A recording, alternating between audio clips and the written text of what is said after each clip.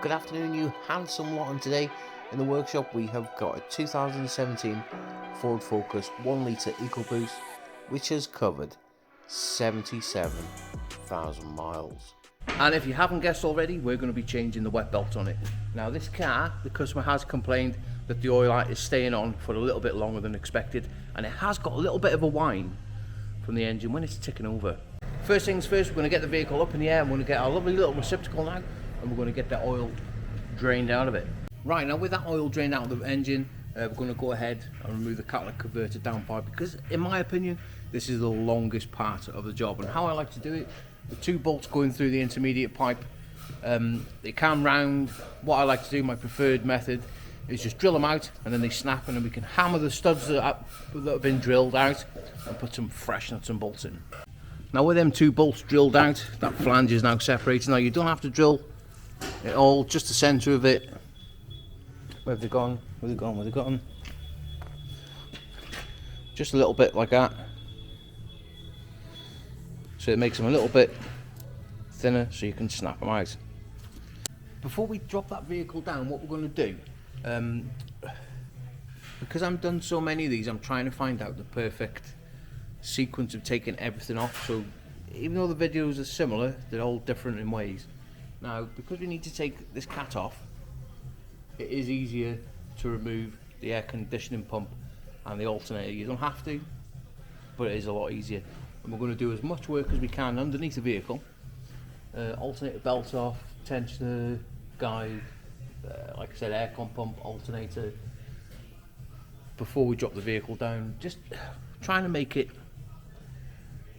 a nice pattern to how we take things off, if that makes sense.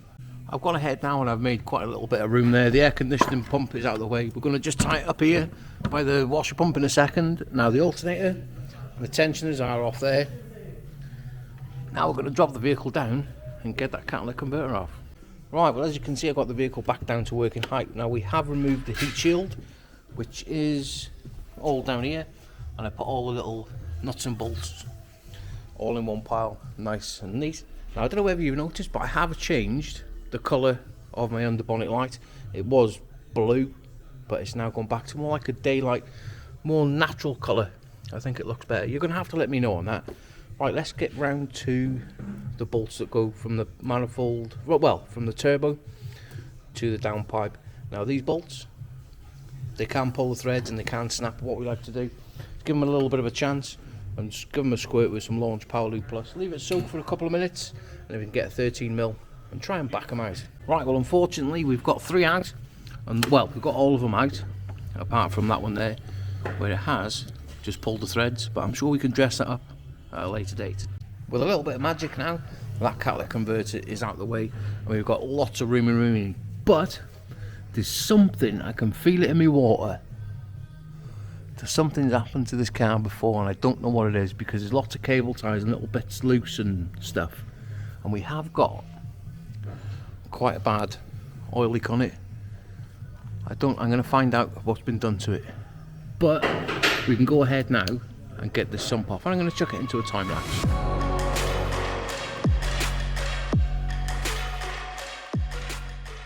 Right, well with that sump off, we can now have a little look-a-rooney at the oil pickup, and it is heavily blocked. Now what I'm going to do, I'm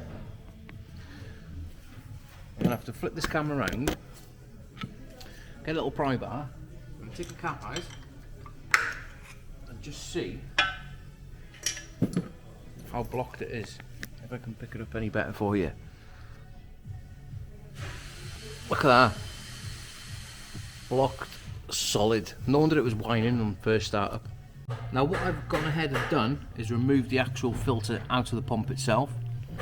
Now it's going to be hard to show you. If you can have a little look, I can in fact lift it up like a blanket, and all that is the rubber belt breaking up, causing the oil not to go through that pickup and lubricate the engine. So yeah, there you go. Now with everything now finished underneath, for now what we need to do is drop the car down and make a start on remove the top end. Now with this vehicle back down to working height, we need to go ahead Most of the intake, coil packs, fuel rail, rocker cover, so we can get them camshafts timed up. Right, let's get cracking.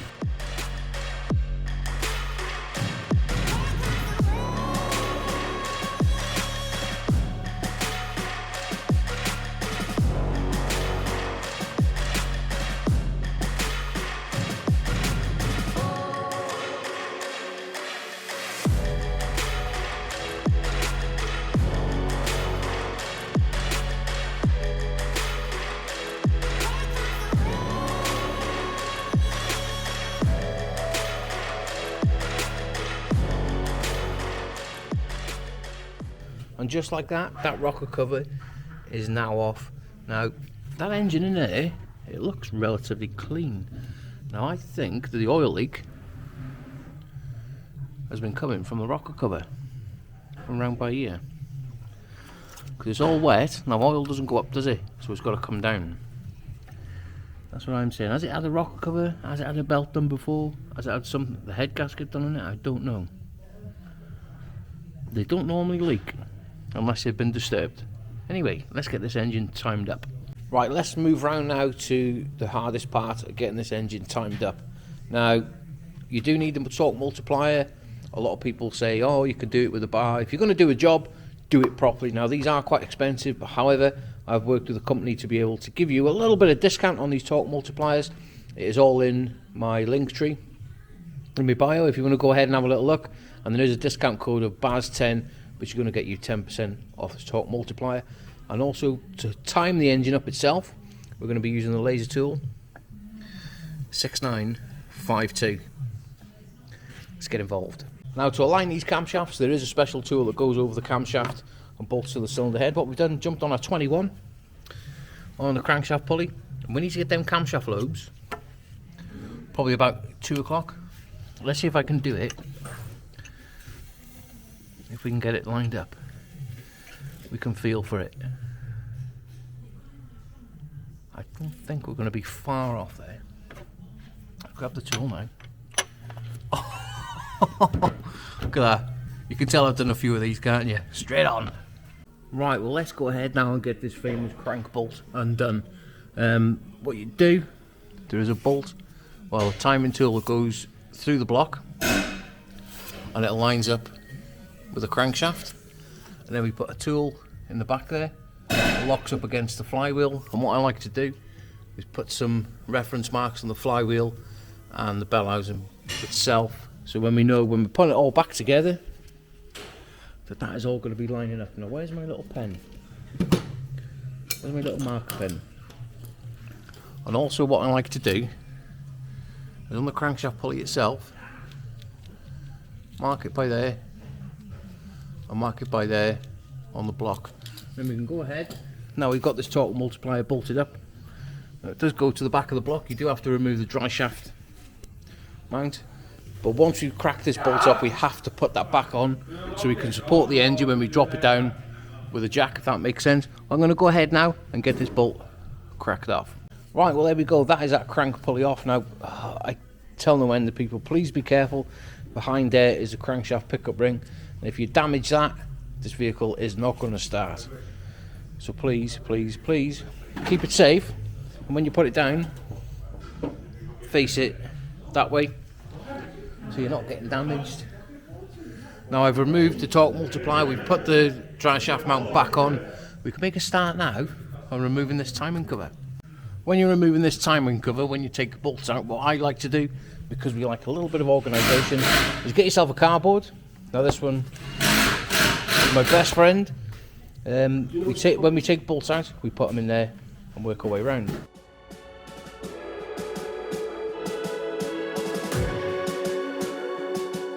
Right, well, now we've finished right underneath the vehicle. What we need to do is come to the top, get ourselves a jack on the, I don't know if you can see it, on the dry shaft mount, and then we can go ahead and remove this engine mount and remove the last few bolts out of the timing cover.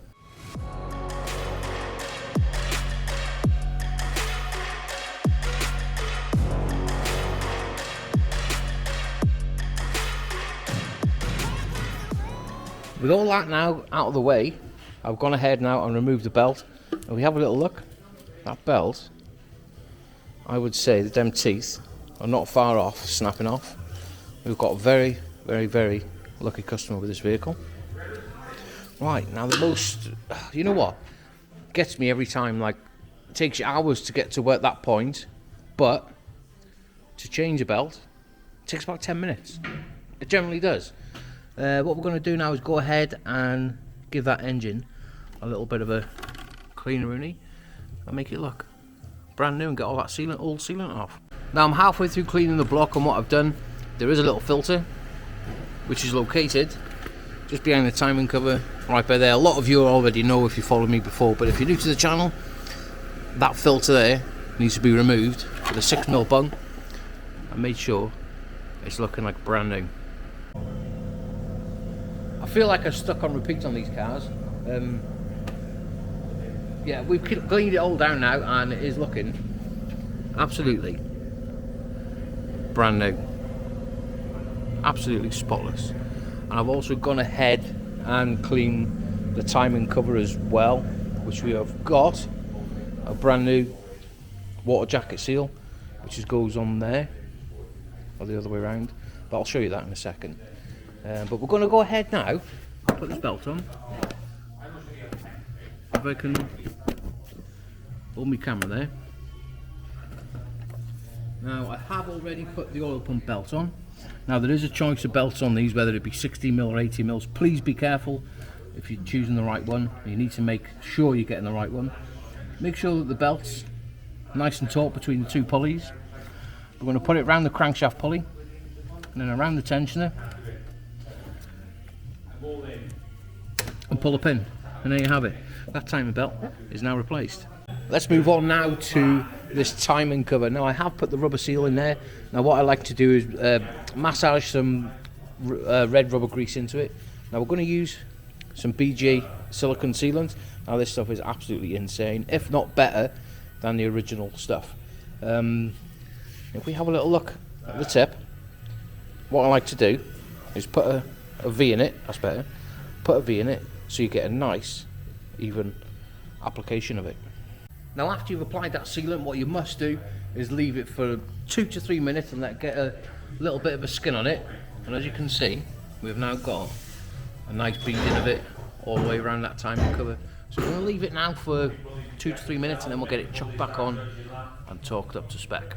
We've now got the vehicle up in the air. As you can see, I've removed the oil pump. What we need to do next, we don't need to worry about the oil pump, but we've got a brand new crankshaft oil seal that we're going to get put in. Now in the laser timing tool kit, you do get the insertion tool for the crankshaft oil seal, and you just use a little tapper and get it in. With that brand new crankshaft oil seal now in place, we can go ahead and fit our friction washer. You have to put that on. What I'm hearing of a lot of people are lately not putting them on, and when they're talking the crank pulley up, the timing's jumping and they're getting camshaft faults, crankshaft faults. You have to fit that friction washer. If you don't go crying to anybody because it's your own fault.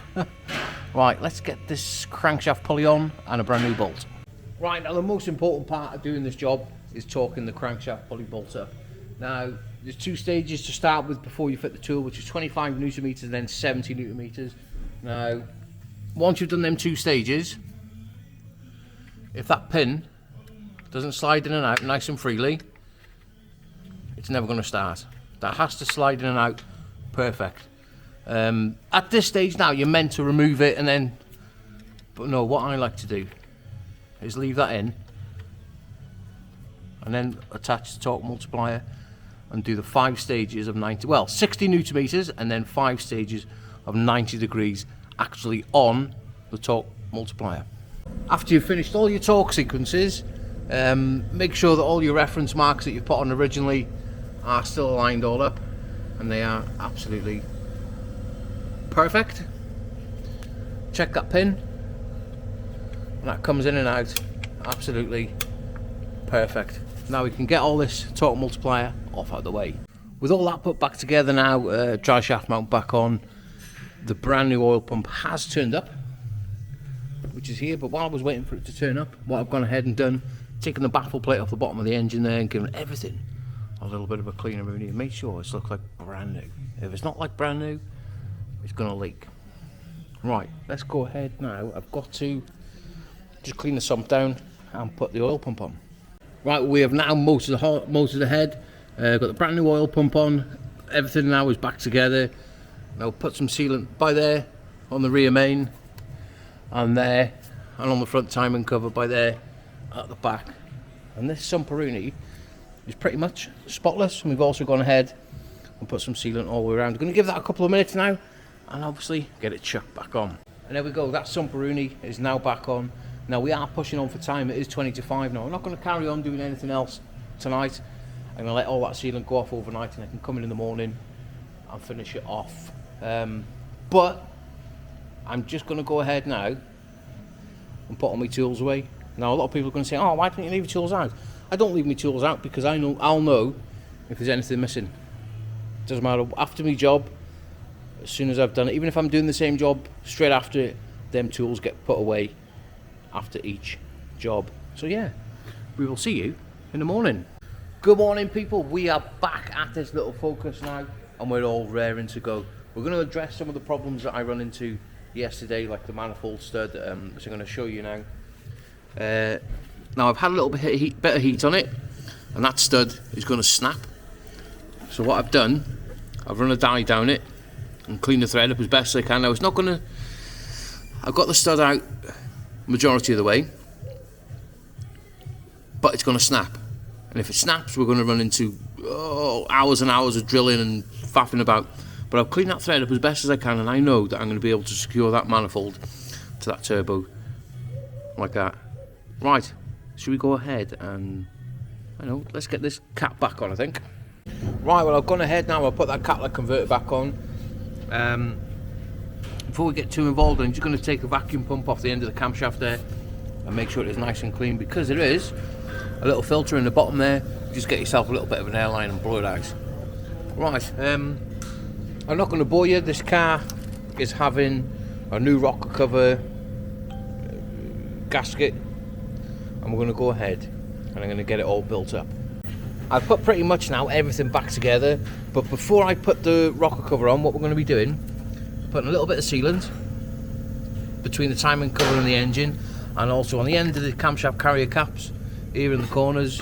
Make sure that you put a little bit of a blob, so when you put it on, it's not going to be leaking, because they are prone for leaking in these corners here. Right, so let's get this rocker cover back on. And hey presto, that car now is all back together. Got some fresh coolant in it, fresh oil in it. Now, before we go for the first initial startup, we're going to disconnect the coil packs, and we're going to let that oil pressure build up, and also the fuel rail pressure. Right, well, the moment of truthio. We go on the foot, put the ignition on. Because we've had the coil packs disconnected and we wound it over, they did put a fault in, but we have cleared them out, and it was just for coil packs open circuit. But what we're going to do now, shut up, bloody bing bong. Right, your foot on the clutch, watch the oil lights go out instantly. There we have it.